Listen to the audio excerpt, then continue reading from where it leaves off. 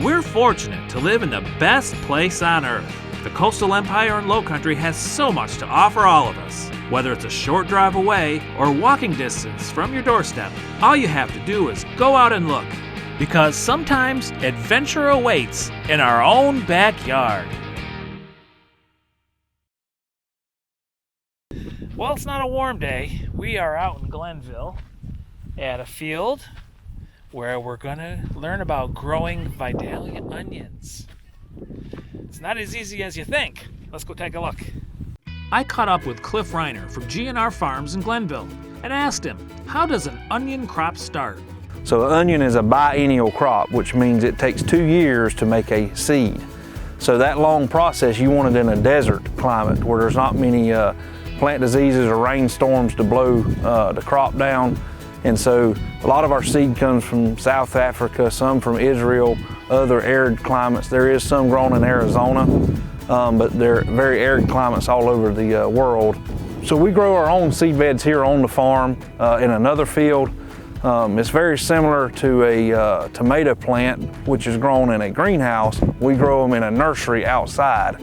So we take a field just like this one and grow a lot of seeds in an acre.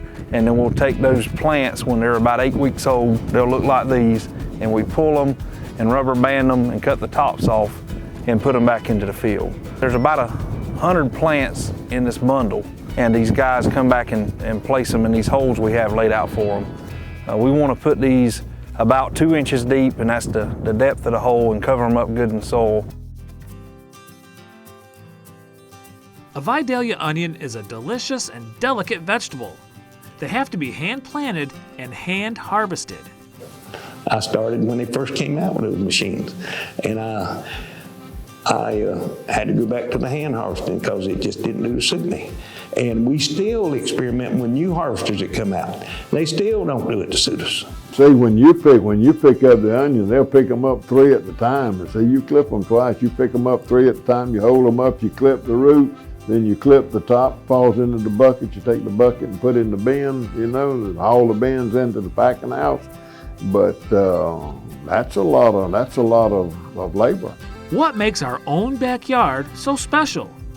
Why did farmers choose to grow onions? R.T. Stanley is one of the original Vidalia onion farmers. Daddy and I was big growers of the Bacher. We knew we could make a profit on the Bacher. But the Bacher at that time in the early 70s was getting unpopular because we found out it caused cancer. And we didn't realize it was so bad for everybody to smoke.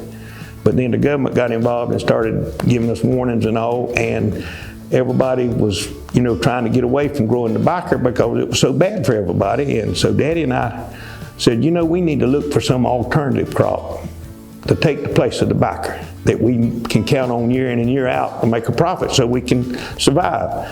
So we talked it over, and we said, you know, this Vidalia onion that everybody's talking about is beginning to get popular.